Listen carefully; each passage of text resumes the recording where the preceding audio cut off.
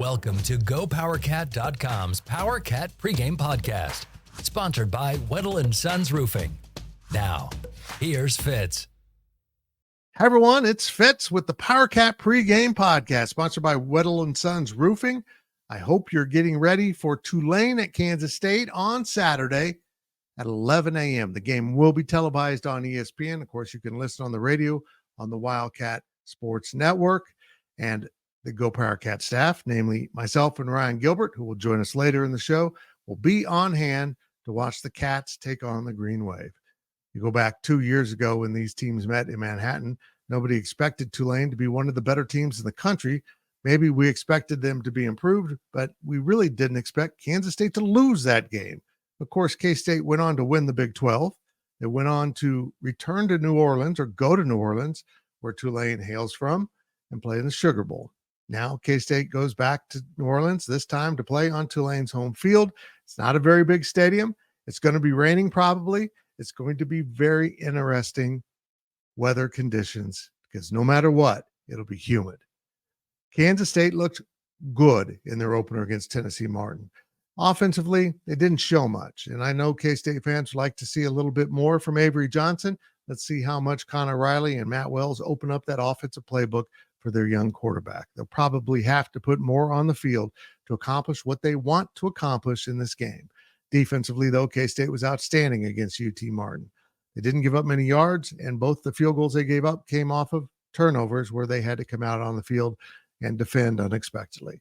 I think the defense will absolutely dominate in this game. I think the defense is designed perfectly for what Tulane put on the field last week when they cruised past an FCS opponent, Southeast Louisiana. It's the Cats and Green Wave at 11 a.m.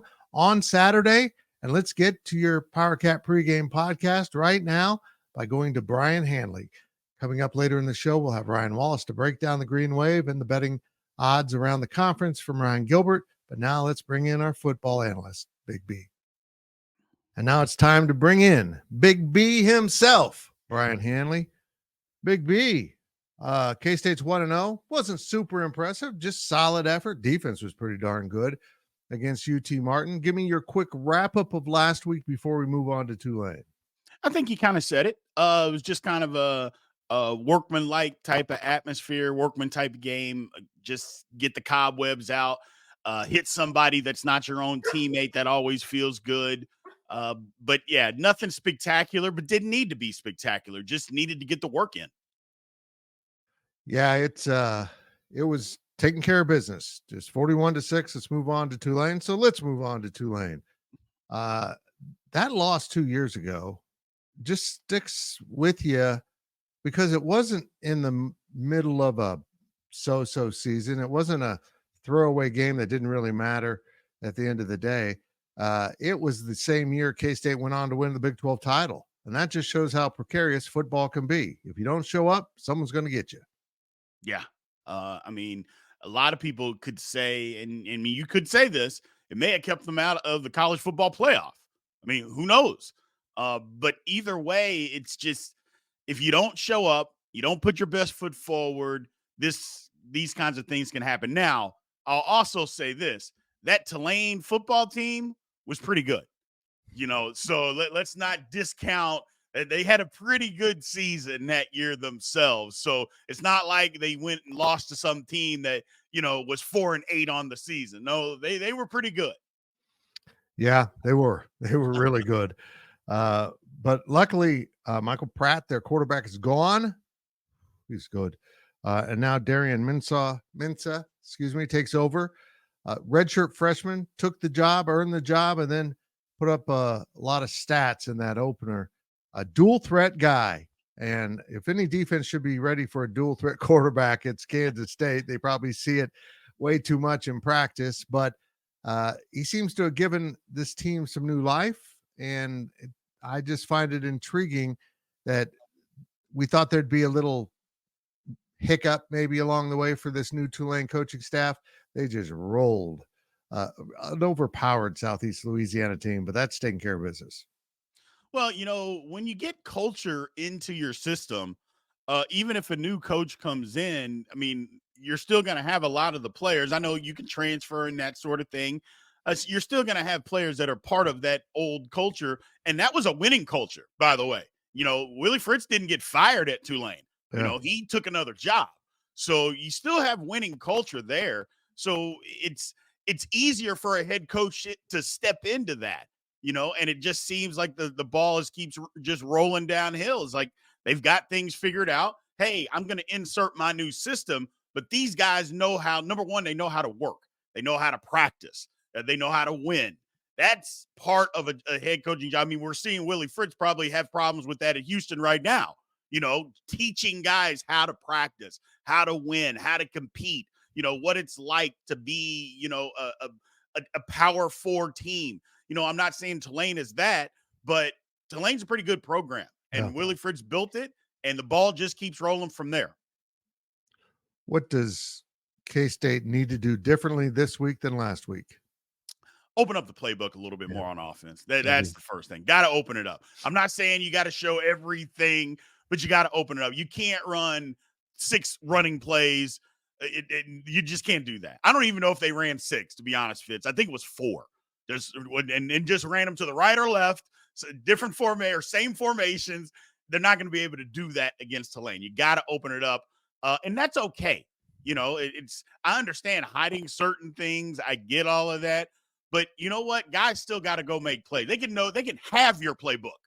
They still got to go out there and stop you. So there's a difference there. And I just think they got to open the playbook. The defense kind of did their thing. It's easier on defense when you're just running around, making plays. That, you're not having to show a whole lot, but you can't hide speed. Mm-hmm. If somebody's fast running to the football, he's just going to be fast running to the football. I don't care what you do. But on the offensive side, they just got to open it up a little bit more. I'm not saying you got to run Avery 20 times or 15 times, but you can't run them twice or you can't run them once. You got to be able to run them, have some more route concepts for him, some different blocking schemes. And again, let's not kid ourselves. They're going to need to do some of these things to win the football game. Yeah, you're exactly right. No running offense just enough to get by. That's what you tried 2 years ago and failed at it and gave Tulane a lot of momentum that you couldn't overcome. I think they've got to start fast, Big B. They got to come out and assert themselves because why wouldn't Tulane be really confident they can win this game? They've already proven that against what was a really good K-State team. So those kids that are returning that were there 2 years ago, man, they're going to feel like this is no big deal. Kansas State, we got this. Yeah, they will. They will feel that way. And quite frankly, they should feel that way because if the shoe was on the other foot, K-State would feel that way. So there's no reason for them not to. Now, what can change all that in a hurry, just like you said, K-State starts fast and punches them directly in the mouth and keeps punching them in the mouth and said, look, we understand what happened 2 years ago. This isn't 2 years ago. Okay, this is a different time, different place, and we're here to play some football. Deal with it and just come out and be physical. That's what I really want them to see on both sides of the football, just being really, really physical with them. And that's not to say that Tulane is soft or anything like that. I just don't think they're as physical as we are. I don't believe that. And if it happens, I'll be ultimately surprised. And that wouldn't be good for the season. I'll be honest with you on that either. But I don't think that's going to be the case. I think K-State just needs to come out, play some physical football, and attack them early. Not saying Tulane will quit. I'm just saying attack them early and get up big and then just go from there. There were a few defensive plays. They only gave up one explosive play last week. It accounted for about 25, if not 30% of the entire output offensively for Tennessee Martin. But they did have some deep balls that, they could have been completions. That one hit a guy in the hands, one was overthrown. So they were finding a little bit of distance between them and the corners. Tulane's going to have more speed. They just are. By nature of being in Louisiana, you're going to be recruiting a lot of speed. Is the deep ball something Kansas State needs to be concerned about? I think a little bit of it last week. Well, the one deep ball, it was the guys let up because they thought it was going to be a sack. Right. And then the quarterback spins out of a sack, which was incredible that he even stayed on his feet. Yeah. So that's part of it. And another one, I think it's just, hey, they're not very good We're just kind of going through the motions. That happens. I mean, look, it just happens. You don't want it to happen. You coach against it happening, but it's just human nature. Okay. I think it can be a concern. I think it can be a concern with any football team regardless, but I wouldn't put too much stock into that because of last week. Now, we could turn around and they could just be running wind sprints past us all game long. And then, oh, well, what are you talking about, Big B? Well, I think it's going to be a little bit different. And again, K-State lost to these guys 2 years ago. That's going to be hammered into their head all week long. And it should be. So I don't think they're going to be taking anything that Tulane does for granted. They may get past us, and get over the top of us a couple of times, but it won't be because we're not ready for it to happen. Breakout star for the Wildcats in game one was defensive end Toby Usansami, and he was relentless. And according to PFF, he played 10 snaps of the pass rush and had pressures on 6 of them, had 1.5 sacks. Is this something sustainable, or was that just crappy tackles that led a good athlete to have a big day? I think it could be both. Yeah. Two things can be true. I definitely think it was subpar tackle play. Let's start there. I mean, it was. We saw it. But if you really look at it, what he was doing, pass rush moves, speed coming off the corner, the bend, all that technical stuff that you need to be a good pass rusher, it was all there, Fitz. It was all there. So, you have to acknowledge that the level of competition wasn't up to par. I understand that. And I'll start there. But that doesn't mean that what he was doing wouldn't work on other guys' better competition, because you could see it. You could see the bend. You could see the lean. You could see the arm under, the arm over. You could see all that. He was doing moves to get by. He wasn't just running around the guy and the guy couldn't touch him. That's not what happened. He was doing his stuff. So two things can be true. I love it. I love it. That was just the first guy to pop out at the defensive end spot. There's a number of them, though, Big B. Is this going to be a pretty tenacious pass rush throughout the season? I think so. I think as we get into the season, I said it earlier, is I think in obvious passing situations, 3rd and 8, 3rd and 7, you're going to see 4 defensive ends on the field rushing the passer. You're going to see that. And trust me, those inside guys, they don't want to see quick defensive end types out there. They don't want to see that. Give me a bigger guy. I'd rather handle him. I can get my hands on him.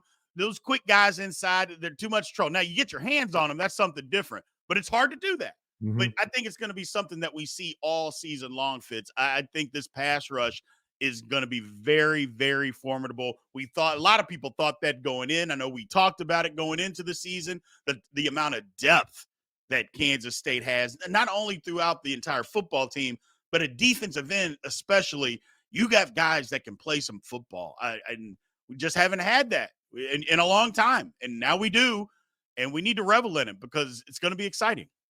Going back 2 years ago, a linebacker out of Topeka was forced into duty, Desmond Purnell. He wasn't ready. He played as hard and as well as he could have with his experience or lack thereof. 2 years later, the dude is a beast. He was absolutely dominant in that game. Is it possible we haven't been talking about the best all-around player on the defense, and it's Des Purnell? Because that dude was really good. Yeah, he was all over the place. And that's what you would expect from a guy, with his experience and ability, is to be all over the place. Yes, I think it's still early, but yeah, you could easily say that he's the best overall player or all-around player on the defense. You absolutely could say that. And he kind of carried himself that way, Fitz. And that's kind of the mark of it. When you see guys, and I don't mean arrogantly, I just mean when you see certain guys, they kind of have that it factor. Like, you know what? You see this guy, yeah, he knows he's the best guy. But not only does he know it, he's out there playing like he's the best guy. That's the difference. That's what you saw out of Purnell. And one more thing before I let you go, or a couple more things, but this is important to my heart, near and dear to my soul, covering K-State football for 30 years. Brien, it looked like special teams are back. They might be back. They might be tangible, block punt for touchdown, and it looked like the return game has a lot more threat to it. Man, it was good to see that punt block.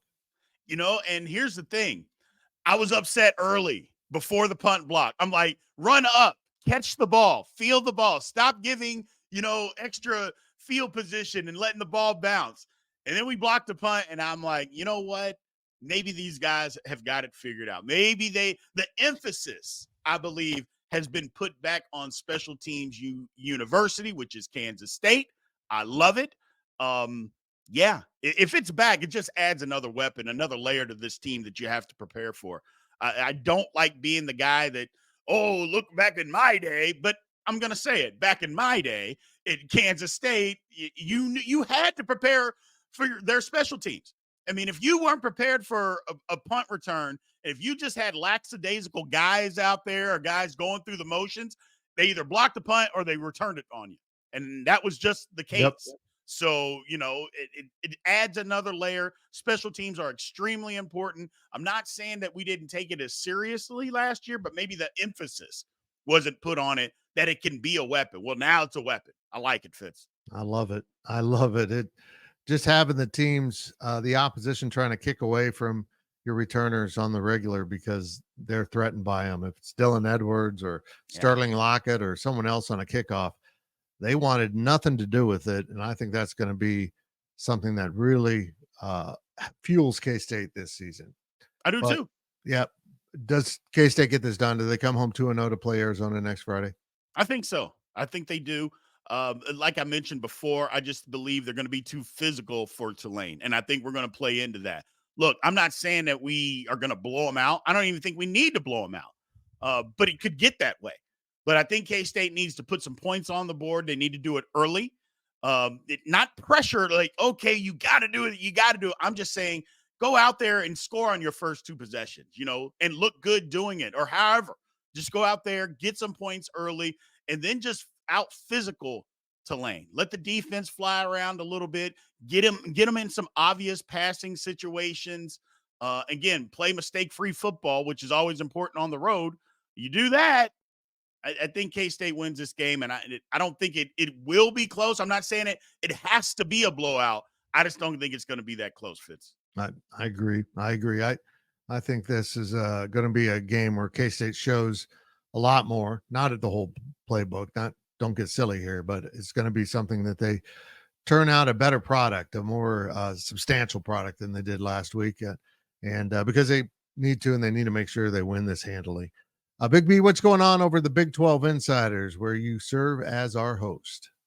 Well, today is Wednesday, and we're having our Publishers Day is going out today. Couldn't think of it. Today we're interviewing our publishers. We got BYU and Arizona State. Arizona State, they're feeling good about themselves after the win over Utah. BYU, I'm actually going to that game, Fitz, the BYU SMU game on Friday night. So I'll be in attendance. Appreciate you. Thank you for getting me the press pass there.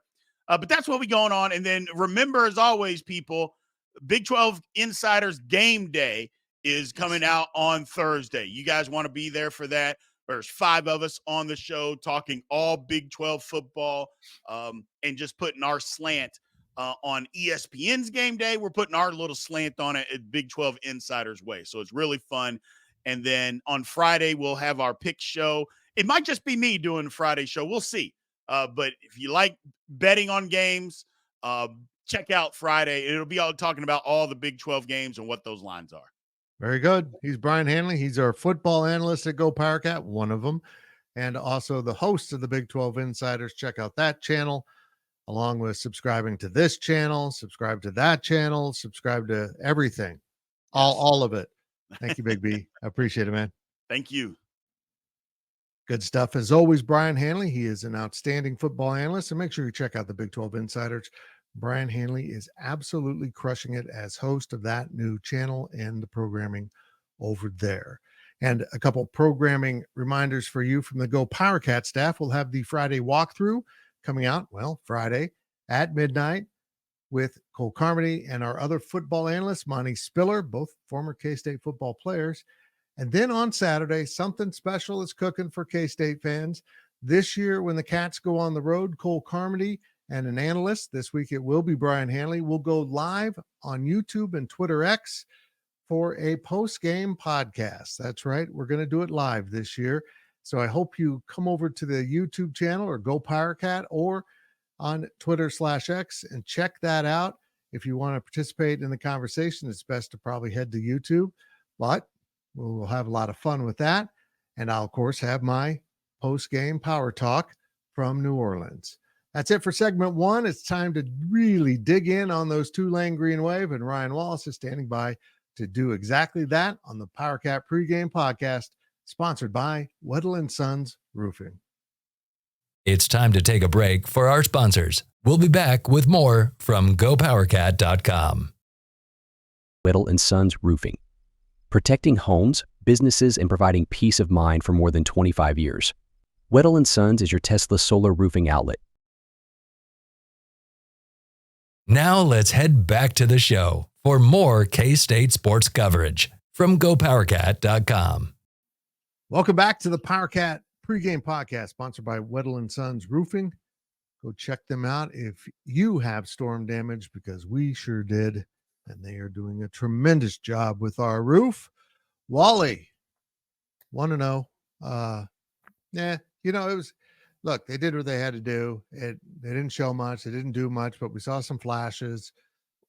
Pretty much workmanlike in my book, what they did in week one. Give me your evaluation.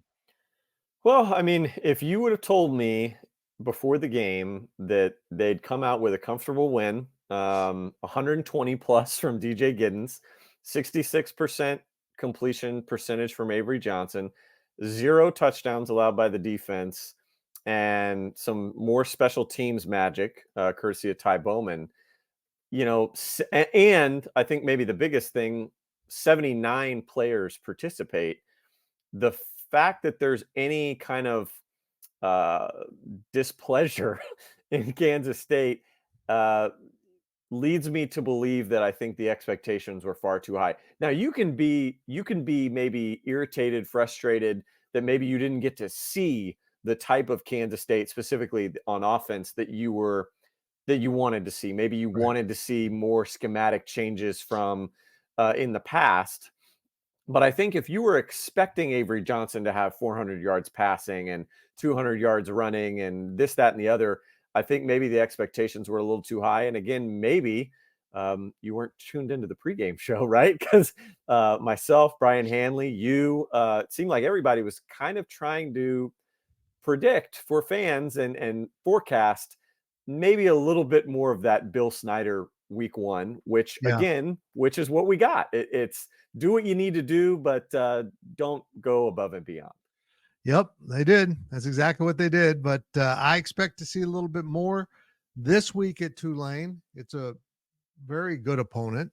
I don't know that they're going to drop off a lot now that Willie Fritz has moved on. John Summerall, is that his name? From Troy moves in now and takes over. So he was in Manhattan last year, ironically. And now K-State gets to visit the Tulane home field. You watch that opening game. How does this team vary from the Willie Fritz Green Wave? Well, let me start by saying that it's an interesting non-con from the standpoint of what you just said. You've got John Summerall, who comes over from Troy, brings 6 assistants with him, and 3 Trojan players that played against K-State last year. One, which was a starter, Caleb Ransaw. He'll start again for Tulane on Saturday morning. But then he also inherits a team that upset K-State 2 years ago and still has 12 Tulane players back from the team that beat K-State in Manhattan. 5 total, I guess, starters. One of the guys from Tulane, their leading tackler, the linebacker, Machado, I think is his last name. He's out indefinitely right now. Otherwise, he'd be playing in this game. So you'd have 6 players total, plus the 7 coaches that will have started against K-State within the last 2 years. I mean, that's just wild. But the kind of top view of this Tulane team is it is a little bit of a rebuild. I think they've got a lot of pieces from a roster that kind of knows how to win, but a lot of new pieces. John Summerall mentioned in his postgame press conference against Southeast Louisiana that there were 10 of 22 starters that weren't even on the roster in December when he arrived. So it's an interesting mix and a capable mix. I think that this is a really stout and pretty strong roster when you look at it from the AAC level. But I think in terms of kind of where Willie Fritz left off and the Tulane that K-State remembers, that was kind of, well, it wasn't kind of, it was a Big 12 caliber roster, particularly in the starters. And you saw the amount of guys that went from that team onto the NFL. This is not that Tulane. Yeah. Yeah. This Tulane, though, went out and beat the tar out of southeastern Louisiana, which I didn't know existed. Congratulations to that part of the state, which is basically Mississippi. And it was impressive, 52-0. They manhandled them. They were way better. Mm-hmm. Can you get much out of that game when watching and trying to scout Tulane? Well, I think for the two things that I came away with was, receiving wise, we knew they were dynamic. And we knew really, let's just go out and say skill position players, because I think that involves both the running backs as well. We knew the skill talent was there. The question was going to be quarterback. And we all thought it was going to be Ty Thompson, the Oregon transfer, the former 4-star, like Arizona high school player of the year. He's got the size, the arm. He's like 6'5", 240 or whatever. And then they trot out redshirt freshman Darian Mensah to start against Southeastern Louisiana. And Fitz, the kid was good. Real good pocket poise and presence. I thought his footwork was good. He kind of reminded me when I was watching the game, and I wrote it in my notes, there's this kind of reminiscence of like Brock Purdy to his game. Or Charlie Brewer from Baylor a couple years ago, where he's like similar size. He's not a guy that's going to like kill you with his feet. I thought he was okay outside the pocket, but you can tell he doesn't want to run. He's a pocket guy, and his passing accuracy showed that in week 1. Maybe his ceiling down the road could be like a JT Barrett, but I don't think he runs that well. But I mean, you see what I'm getting at. I mean, he's a very capable player. Very steady Eddie, consistent. That's how he won the starting quarterback job. But he didn't have to go into it through any adversity in this game. Southeastern Louisiana didn't really have the horses to pressure him a whole lot. So the pocket was really clean. That will be interesting to watch in this one. And then the only other thing that I took away that was a big level note for me was, again, kind of similar to the offense. The defense we knew had some skill talent. I still question a little bit the corners, but I think overall, it's a secondary that's really hungry, that's really aggressive. They've got the speed, they've got the length. But the front seven, I thought, was not very good at all for Tulane. I think the run game is something that's really probably frightening them throughout the course of this week when they look at what's coming down to New Orleans. The front seven to me just did not get enough pressure at all on Southeast Louisiana. And I wrote down a note. They, according to Pro Football Focus, they had 9 total pressures as a defensive unit overall against in week 1. And for comparison, Fitz, K-State had 20 against UT Martin. So to me, I think there's a lot going for K-State if they don't have to go above and beyond again, maybe add a couple more wrinkles, go a little bit further than you went against UT Martin, and still kind of have enough of your bread and butter to really frustrate the Green Wave. Okay, let's stick with that Tulane defense against this K-State offense. I expect to see a little more from Avery Johnson, and I expect to see him run early in the game. If he came to post-game media and said, hey, I didn't really get going until I had that designed run in the second half and got hit, I'm sure he told the coaches the same thing. And I think they'll try to get him involved a little bit. And if Tulane is having problems with the run game, that's not good. Yeah. It's not good between Avery and, of course, DJ Giddens, who just carried the load again this past week. And now the addition of Dylan Edwards and Joe Jackson. And it's just Jimmy amazing. White. Yeah, exactly. Jimmy White. They've got some depth back there. K-State needs to do some things in the passing game, too. They need to be ready for next week. But, boy, they could line up and run this. I think K-State on offense will win. Let's start by the rushing attack. And again, when you talk about Tulane, I think the interior of the defense didn't play as well as it can because those guys have proven they can be better than they were in week one. Patrick Jenkins, the former Under Armour All-American that Tulane got under Willie Fritz from TCU. I think he's a strong player, has proven himself. Eric Hicks Jr., obviously that name familiar to Kansas City Chiefs fans. He started for Tulane against K-State 2 years ago. I mean, he's a proven guy. It's more the edges and the linebackers. And again, those are two areas when you've got a mobile quarterback and two lethal running backs, both a guy like DJ Giddens that can just ground and pound and a guy like Dylan Edwards, who some of those linebackers might have to get out and cover. That, I think, is where K-State can absolutely destroy Tulane. I don't think they were, linebacker-wise, I don't think they were very sound in their gap fits. They overran a ton of plays, and they didn't really have to cover a whole lot because Southeast Louisiana was doing some things further outside. K-State's going to make those linebackers cover, and they had two linebackers out there for most of the game because, like I said, Jesus Machado is out indefinitely. He was Tulane's leading tackler last year, so they had to start a pair of transfers, one from, I think, Austin Peay and another from Tennessee State. Good luck to those guys covering Dylan Edwards out of the backfield if they have to do that, or bring down DJ Giddens, or get outside and tackle Avery Johnson. Same goes for their defensive ends too. I mean, they had a kid out there again from Tennessee, Middle Tennessee, something like that. Anyway, a guy that, Louisiana Monroe. That's what it was. Louisiana Monroe, a guy, again, in the Sun Belt, had some nice things, but he looked overmatched in week one, looked like he was still getting his feet under him. You can't contain the edge. If you can't contain the edge against Southeastern Louisiana, you're going to struggle to contain the edge against K-State. So again, like you said, Fitz, I think key to the offense for K-State, I would run a ton of play action. We've seen from week one that they get aggressive, they bite, they overrun stuff. You can kill them on the play action over the top, but also keep them honest in the running game. And we saw Southeast Louisiana also kill them on the quick game, which again, that's kind of mirroring what K-State did in week one, where I thought Avery Johnson was at his best when it was just don't think. It's just get it out, zip it around, quick slants, 5-10 yards, let Keegan Johnson, Jace Brown, those guys do their thing. And then again, Southeast Louisiana made a killing off that. Fitz, if you go back and watch the game, again, I understand why K-State fans are a little hesitant, a little fearful about seeing Tulane after the offensive performance we saw from K-State. But this was a Southeast Louisiana team that was down 14-0 at one point, close to halftime.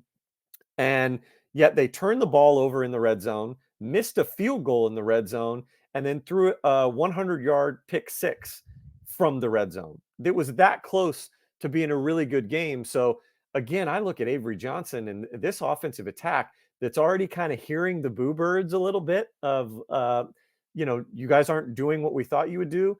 I think they can have the potential to go out at this game at Ullman Stadium and really open a can and not have to, again, dig super deep into that playbook. Just crack it a little farther open, get some more stuff on the field. It also gives Arizona plenty to prepare for next Friday's game. Defensively, K-State was really strong. It was Tennessee Martin. It's hard to judge. Their two field goals, they're only 6 points, came off of miscues, an interception by Avery Johnson, and then a fumbled kickoff return by Jace Brown. So other than that, K-State's defense was marvelous. 134 yards, I think it was their total for UT Martin. Toby and Cheedy and the whole gang up front were just ferocious. They're going to be ferocious again, particularly with a quarterback who wants to stay in the pocket. This feels like a mismatch with K-State's defense and Tulane's offense, even though Tulane was impressive offensively, even though Tulane has some great speed. And I guess the passing game, the deep passing game might be a concern. But boy, you better get to that deep passing game early in the play before you get your head ripped off as a quarterback. Yeah, I mean, to me, if I'm Joe Klanderman looking at what Tulane did in week one, and I know John Sumrall's kind of mentioned a little bit that there might be some schematic packages and changes that would involve kind of the two quarterback thing where they could have Mensa in a little bit. And then we saw Ty Thompson come in against Southeastern Louisiana and kind of be their belldozer of sorts, maybe some short yard run things and then scare you with the pass. But even still, I think in order for them to even get into that point in their playbook, like you said, they've got to be able to prove they can operate right out of the gate. So if I'm Joe Klanderman, I think what we saw from the communication of this defense against UT Martin was so strong in week one. There were so few hiccups that I think Klanderman and K-State can afford to bring the house early on. I think the back half, the secondary, knowing the confidence they have in Jacob Parrish and Keenan Garber, who, by the way, are surprisingly fast themselves, as they're undersized, but as fast at that position as K-State's had in quite a while. And then knowing, the efficiency that we saw from Marquise Siegel, from VJ Payne, from Jordan Riley and others, I think you can afford to kind of sell out that front seven a little bit and just go at Darian Mensah and throw that game off. Because again, his receivers last week, if you look at just the starting three, he was averaging 22 yards per catch. So they're going deep because he had that pocket. But if you kind of force him outside the pocket and you make them more of a short yardage passing team, I think it just takes them out of their bread and butter. And again, I think that what we saw from Austin Romaine, hopefully Austin Moore's kind of back and ready to go. The Mekhi Hughes situation at running back, I don't think you lose. I don't think you sell out against that by going all out with a blitz either, because he's not a burner, Fitz. He's Taj Brooks. He's a guy that thrives on kind of the yards after contact. So again, if you sell out and there happens to be some yards that, Mekhi Hughes is looking between he and the secondary, I think the secondary guys can make that up because he's not a guy that's going to churn out yards with the open field. He's again, kind of a bruiser, a physical type of running back. So I think, to me, you make Mensah uncomfortable and you win first down, Fitz. Mm-hmm. If you can take Hughes away, the running back, talented running back, but if he's a guy that's going to get 5 and 6 yards on first down, that doesn't bode well for your second and third down, with, again, a team that is so risky, so gambling at going for the deep ball. It gives them more flexibility in their play design. If you can take them out of first down and make it 1 yard gains, no gains, losses, then I think you can really, again, afford to sell out on second and third down and make Mensah beat you. K-State, I'll leave you with this, if it's coming out of this defensive talk. K-State has not been beaten by a true freshman quarterback since 2019. It was Spencer Sanders, Oklahoma State. And if you remember, Spencer Sanders didn't win that game. He threw 2 interceptions. His QBR was below 50. It was Chuba Hubbard running for like 300 yards that won that game. There have been some guys that have beaten K-State as young quarterbacks. They've gone on to play in the NFL, like Brock Purdy, those types. Maybe Darian Mintz is that type. Let's make him show you that he's that type. Agreed. Okay. You're always the pessimist of our crew, which I appreciate. Admittedly. We need that. How do you feel about this game? The roles are wild here right now, Fitz. Preseason, I'm the guy that's like 9 wins and I'm getting blasted for it. And that's fair. And I'm like, God, I feel like 9 wins for me is 3 more than I normally predict. and then, we come out UT Martin and I, again, kind of like, well, I feel pretty good about it. And it ended up being good. And yet, again, I get the apprehension from K-State fans kind of not delivering on the offense in week 1 and seeing that great, iconic, everything that's so great about Tulane's logo, their uniforms. But again, striking fear at K-State. I don't have any fear with this game. I feel eerily confident. I'm high on them winning by more than 10. I don't know if it's going to be 21 or 30. It might not be that kind of blowout, but I do feel comfortable that, again, the horses that K-State has, what their bread and butter is, and knowing that, if they have to dig a little bit into the depth for whatever reason, if that should arise, I like K-State's 2s, 3s better than I like Tulane's 2s and 3s. So even if it is a hot game, this is a K-State roster that's kind of built for it. I like K-State to get out of Tulane, surging with some momentum into a game that, and we'll get to week 3 when we get to week 3. I think that's the game that they're going to need some momentum for. That's the game that I'm looking at going, Bonelli. But I think in terms of this one, it should be a good one. It should be fun. Electric crowd in Ullman. They're not used to having Power 4 teams, let alone Power 4 ranked teams in town. And I think Avery Johnson will have a much better showing in this one.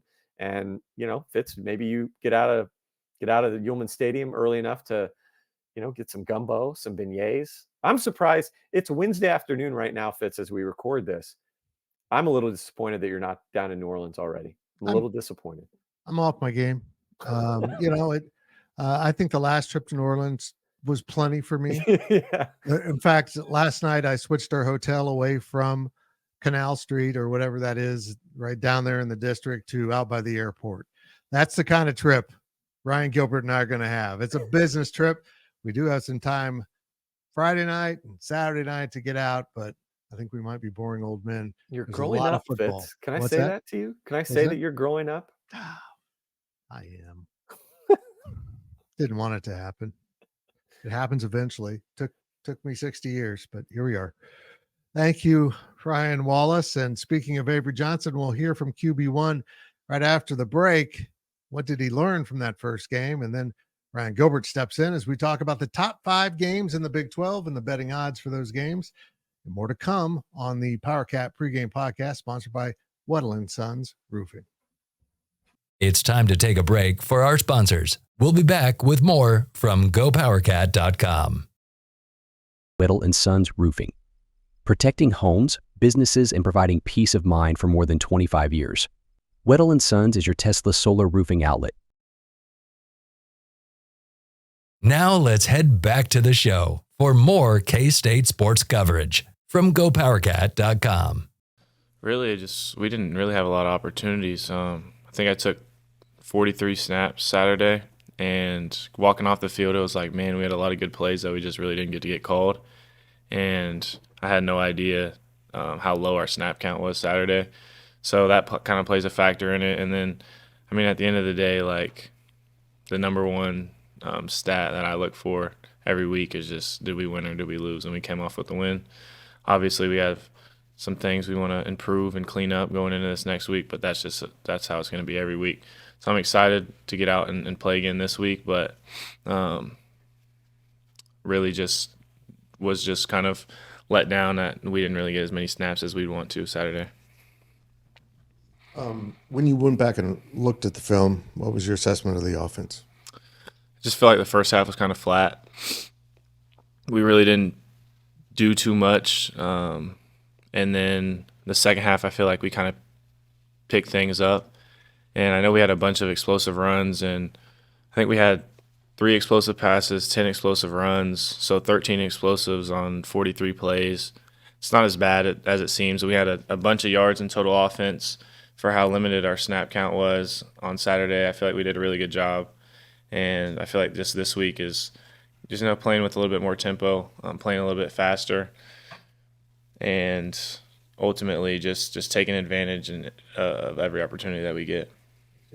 Interception you threw. Take me through what you saw live in the play and then what you saw when you went back and looked at it. Live, it looked like they started in like a 2-high look, and live it looked like they were trying to spin to a 1-high, like 3 or 3 strong kind of look, and that's kind of what I had evaluated on film as well. But ultimately, like, my eyes were where they were supposed to be. The ball was just flat. I feel like if I could have layered it over that linebacker and got it to DJ, and then if I felt like the safety could have made a play on it, then just play outside of it. But I wasn't really too hard on myself for that, because that's a throw that I'm going to be able to make as the season goes on. It was just a little flatter than it needed to be. Do you go into games thinking you have a preferred ratio of how much you personally pass it versus run it? I don't really mind. I kind of feel like you just kind of have to kind of see how the game's going, and then I just kind of let whoever Riles is calling the plays. I trust him to be able to know, like, hey, when's the right time to run, when's the right time to pass. the plays just get signaled into me, and then I run them. So ultimately, I don't really mind whatever we're having more success with that week. It might be a heavy run week, it might be a heavy pass week, and it might be more balanced. So I think there's percentages on it. I don't really know how the percentages work. I think we're trying to be like 50-50 or like whatever. I don't really know how it all works out, but ultimately, like whatever is successful that week, that's what we're going to do. Give me your thoughts on playing your first college road game that you're going to be starting in. It's exciting, just being able to go on the road and play. I love playing at home more than anything, just because you have the support of your fans and just the traditions that we have even before the game and after the game. But road games are fun too, because you kind of get to be a villain and go in and experience new adversity, and I have a lot of fun with that type of stuff.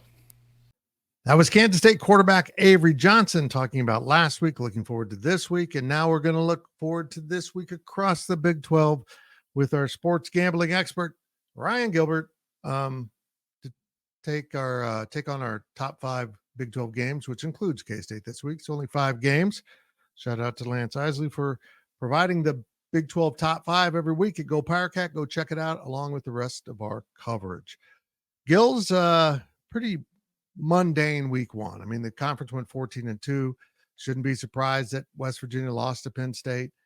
I think the magnitude of the domination of UNLV over Houston was a little bit surprising, but everyone else cleaned things up. It gets a little more challenging this week. Some teams going on to play Power 4 or semi-Power 4 institutions on the road, and it's gonna get a little interesting. Let's get started with the University of Kansas, which is going to Illinois this weekend. By the way, Illinois sold that game out. So now KU is a big road attraction because they're ranked. Good job by Lance Leipold and company. And KU is favored by 5.5 over Brett Bielema's Illini. How do you feel about this one? Well, one thing to keep in mind, Fitz, before we jump into all 5 of these games, every Big 12 team is playing on the road. So take that for what it's worth, obviously. Really? But yeah, all 5 of these are Big 12 are all the road games and all the road teams. And so keep that in mind. Note that obviously playing on the road in college football is tough. But, KU playing Illinois, I had to hit up. I'd be lying if some of this advice didn't come from our friend Glenn Kinley, formerly at KSNT, who covered KU. Now he's out with a new job covering Illinois. So I hit him up, and some of his advice, I'll paraphrase here what I had a chat with him. But Illinois had 4 touchdowns through the air last week. And so the biggest thing that there is to kind of watch in this game with KU secondary, how good KU secondary is can Illinois get things going on the ground? I'm not a believer of that. Illinois certainly has made an emphasis throughout the offseason on limiting turnovers.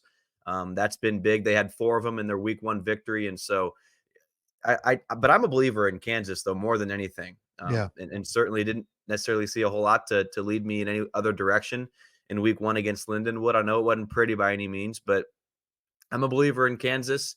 If Illinois can get its run game going, if Illinois can create some turnovers like they want to, I think this could be an interesting game, but too many question marks there. I've got to go KU on the road.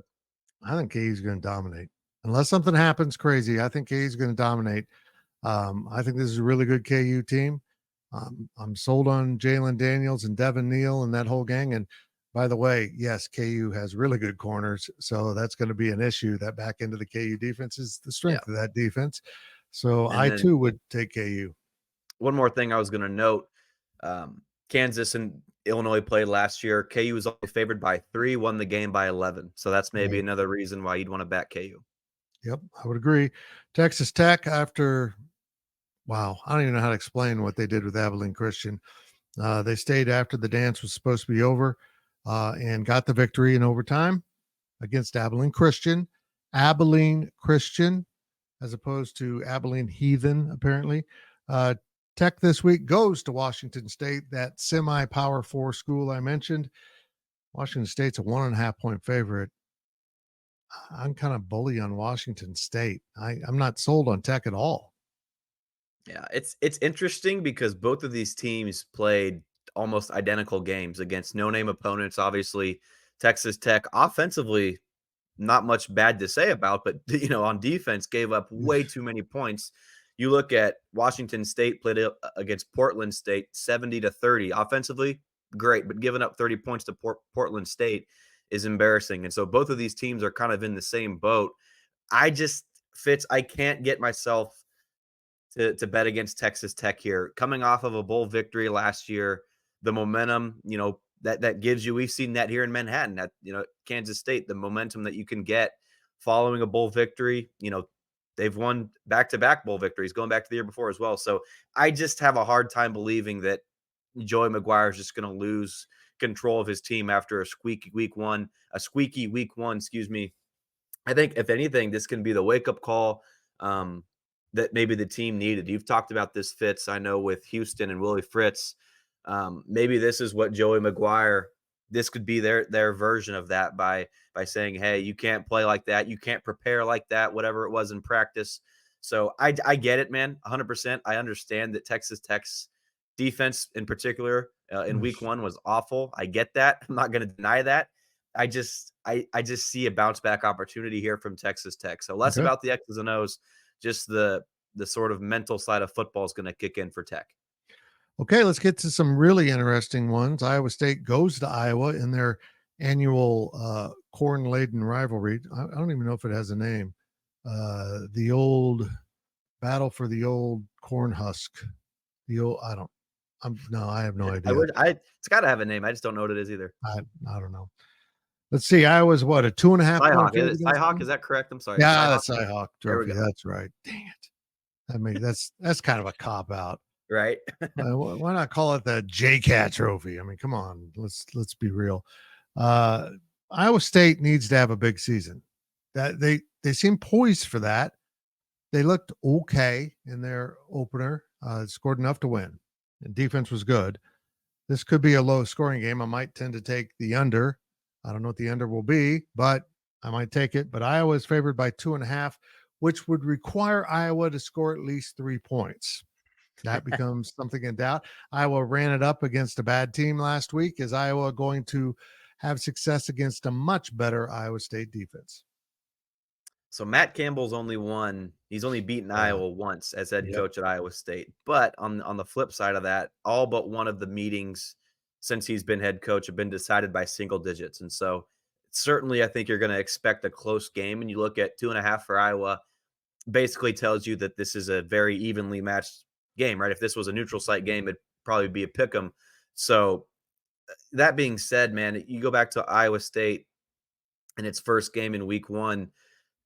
You mentioned it, maybe it wasn't pretty, but if it fits, if we thought that K-State was being vanilla and not showing anything, I mean, that was Iowa State times a million, right? So I'm not putting much stock into the lack of points scored, but I like Iowa State because that's kind of how you beat Iowa, right? Now, if this was some high-powered offense, no defense, and just going out and scoring a bunch of points, maybe a team like Texas Tech, that's just a tricky style change, right? The way you're going to play that game against Iowa is going to be a complete 180 what you're used to. But no, Iowa State proved it last week that they can win a game 21-3, like we saw, and so that caters to the way that Iowa wants to play. I view that as a plus.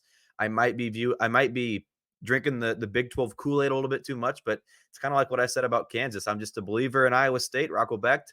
So I'll take the away team here. Should be a real fun environment. And so I'm excited for a couple of these games, but this one in particular should be fun in the Cyhawk rivalry fits.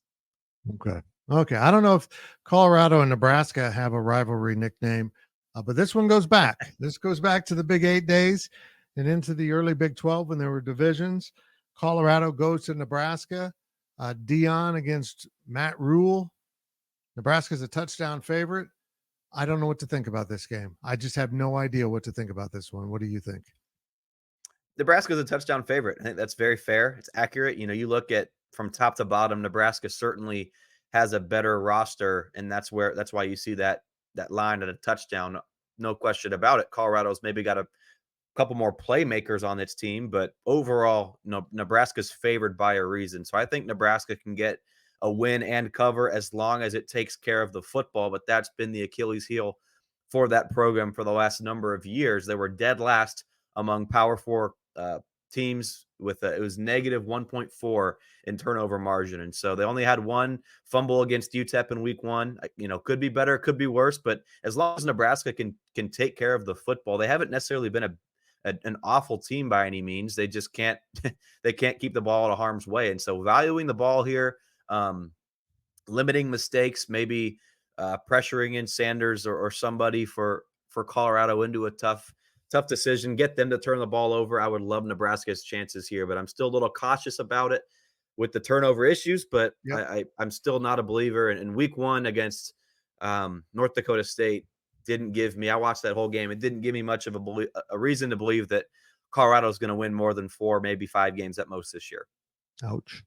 This won't be one of them. K-State goes to Tulane. K-State is a 10-point favorite on the road against a Tulane team that beat them in Bill Snyder Family Stadium in 2022.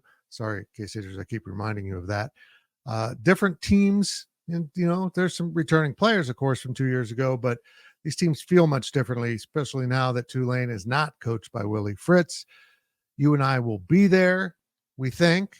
I last time I went to New Orleans, we had some issues. I don't know if you saw my daily delivery the other day.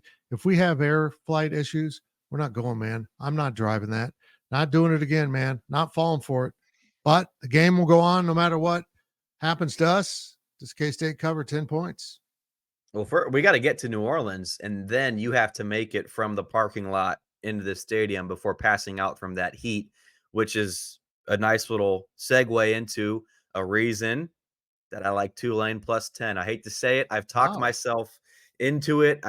Playing on the road, Tulane's obviously going to be much more adjusted to that sort of climate. And I know that, Chris Kleiman mentioned on Monday, they're doing stuff like hydration, sleep, nutrition, physical preparation, all that stuff since the beginning of the week to try to get used to that weather. But it's just going to be, and apart from that, it is a road game.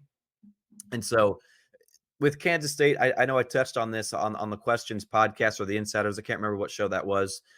Towards the end, my final thoughts on the game: defense, check the box. The running backs, check the box. But Avery Johnson, I just haven't seen enough in him. The wide receivers, I haven't seen enough from that group. I know it's a 1-game sample size. I know that the game plan was as vanilla as you're going to get, but I just didn't see enough from some of the playmakers on K-State, the offensive side of the football to, not to say that K-State's going to lose this game, but to win it by double digits. That's not easy to do on the road. Tulane's going to come out very motivated in this game. I watched the press conference with their coach, and he was saying that, and it's kind of funny. You look at the final score, Fitz, Tulane dominated, but it's kind of like K-State. It wasn't as pretty as that final score may lead you to believe. And Tulane's head coach just said, yeah, if we play like that again against Kansas State, a top 20 team, they'll get dominated. And so they're going to be, I think, pretty prepared for this game. Certainly K-State had some kinks. It was Dylan Edwards, right? The punt where he let just kind of go by him. That's 15, 20 yards. In a closer game, you just can't afford to do that. A kickoff out of bounds from Chris Tennant. K-State, operationally, there were some things that I liked from that week 1 game. At the same time, though, on the flip side, it was a sloppier game. It almost kind of felt like a scrimmage, at times on Saturday against UT Martin. And so there's just a number of little things, a handful of little things that are adding up to me picking Tulane plus 10 here. So I think K-State's not necessarily on upset alert. I think that what happened in Manhattan 2 years ago is a great way for this team to stay focused, stay motivated on that task at hand. That being said, though, playing on the road, K-State still got some question marks, in my opinion, that they need to prove to me. And I'd be happy to, be wrong if K-State can go out and dominate and have Avery Johnson go run, go get a hit, go make some deep passes, let those playmakers make their plays. Thank you, Ryan Gilbert. Much appreciated. And that puts a wrap on K-State Tulane pregame show, sponsored by Weddle & Sons Roofing. Thank you so much to everyone at Weddle & Sons for their support. It's K-State and Tulane in New Orleans on Saturday, 11 a.m. The game's on ESPN. I hope you can be there. We will be there for GoPowercat. And oh, yeah, we're going to have a live post-game podcast wrap up on YouTube and Twitter, X, with Cole Carmody and Brien Hanley. That's it for this episode. K-State returns to the Bill next week on a Friday night to take on Big 12 foe Arizona in a non-conference game. So after I get back from New Orleans next week, I'll see you at the Bill. Take care, everyone. Thank you for watching GoPowercat.com's Powercat Pregame Podcast, sponsored by Weddle & Sons Roofing. This has been a GoPowercat.com and Spirit Street production.